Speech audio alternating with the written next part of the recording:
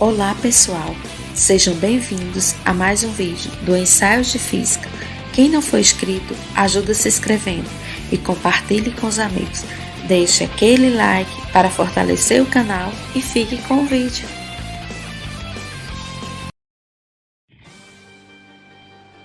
Olá pessoal, tudo bem com vocês? Hoje eu vou resgatar um pouco da minha infância.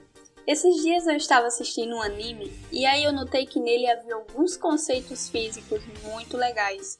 Aqui no canal eu já falei sobre o anime Cavaleiros do Zodíaco.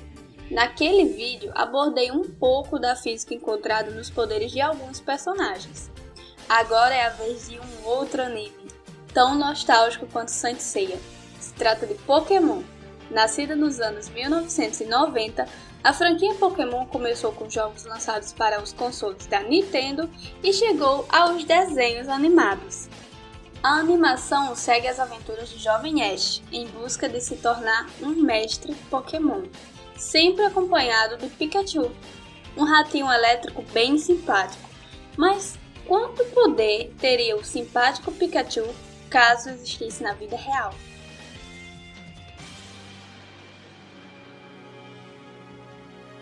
Segundo a Pokédex, a enciclopédia de Pokémons, Pikachu tem bolsas que armazenam eletricidade em suas bochechas.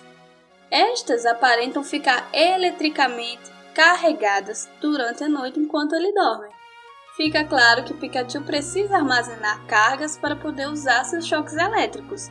Mas aí vem a pergunta: quanta carga ele consegue armazenar? É o suficiente para desferir arcos elétricos como o seu famoso choque do trovão? A resposta pode surpreender. Não é necessário uma grande quantidade de carga para criar uma descarga elétrica. O que precisamos de fato é uma grande tensão elétrica, que gera uma força sobre os elétrons, colocando-os em movimento e assim criando uma corrente elétrica. E isso sabemos que Pikachu consegue produzir, pois segundo a descrição de seu ataque Raio do Trovão, a tensão produzida é de 100.000 volts.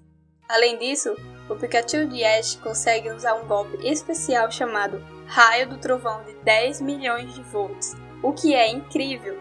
Para fazermos uma comparação, as tomadas residenciais têm tensões entre 127 e 120 volts. Já as redes de distribuição de energia trabalham com tensões de até 35.000 volts. Se considerarmos que Pikachu é como um capacitor, que é um componente eletrônico que armazena cargas elétricas, podemos supor que ele não acumula muitas cargas, apenas o suficiente para gerar uma corrente inicial. Mas isso não significa que ele guardará pouca energia, porque devido à altíssima tensão, os elétrons terão muita energia potencial elétrica. Para nossa sorte, o ar é um isolante elétrico. Logo, não vemos corrente elétrica surgindo de fontes de energia, como a tomada da nossa casa. Portanto, é bastante difícil conduzir eletricidade no ar, o que é ótimo para a eletrônica, pois, caso contrário, o ar causaria curtos-circuitos nos aparelhos. Mas nós sabemos que, em casos extremos, como quando caem raios ou o transformador de um poste desarma, ocorrem descargas elétricas na presença do ar. Como elas acontecem? Devido a um fenômeno conhecido como quebra de rigidez elétrica, que ocorre quando a tensão sobre um material isolante é tão grande que ele passa a conduzir eletricidade. No caso do ar, isso acontece porque essa tensão gera um campo elétrico tão intenso que até um elétron preso em um átomo é arrancado, gerando um elétron livre, que vai ser acelerado e vai arrastando outros elétrons no ar. Isso gera um efeito cascata, conhecido como avalanche de Townsend, que multiplica os elétrons livres, produzindo uma grande corrente elétrica. É por isso que Pikachu não precisa armazenar grandes quantidades de carga elétrica em suas bochechas. A maior parte dos elétrons na corrente elétrica de seus ataques são provenientes dos átomos presentes no ar. Uma coisa interessante desse mecanismo é que ele depende da pressão atmosférica, porque quanto menor a pressão, maior é o caminho que um elétron pode percorrer antes de colidir com algo. e assim ele conseguirá receber mais energia do campo elétrico. Por isso, Pikachu é mais poderoso em regiões com baixa pressão, como no alto de montanhas e quando está prestes a chover. A corrente elétrica é uma medida da quantidade de carga elétrica transportada em um intervalo de tempo. Essa é a grandeza realmente perigosa quando se trata de sofrer um choque. Podemos receber choques de baixa corrente e altíssimas tensões sem grandes prejuízos para a nossa saúde, mas não é o caso de um choque com corrente alta que pode causar queimaduras graves, além de problemas cardíacos e de respiração, a depender do caminho da corrente pelo corpo. Já vimos que a corrente produzida por Pikachu em ataques à distância é amplificada pela avalanche de Chonsen. Mas, e se alguém segurar as bochechas de Pikachu, fechando um circuito elétrico? Sabemos que ele consegue controlar a tensão entre suas bochechas, apesar de não sabermos como ele faz isso. Então, é possível que a pessoa não sofra choque algum.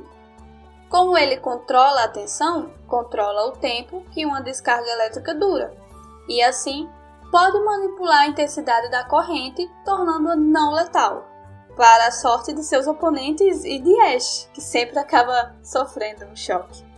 Caso Pikachu quisesse dar um choque com força total, considerando a tensão de 10 milhões de volts, o dano seria inimaginável. A resistência elétrica do corpo humano é muito difícil de ser calculada, porque varia com a tensão aplicada e com a região do corpo. Mesmo fazendo estimativas bastante generosas para a resistência, a corrente ainda seria muito potente. Vejam só o ataque do Pikachu. Aha! A clash between Iron Tail and Dragon Tail, and Dragon Tail wins! Sure.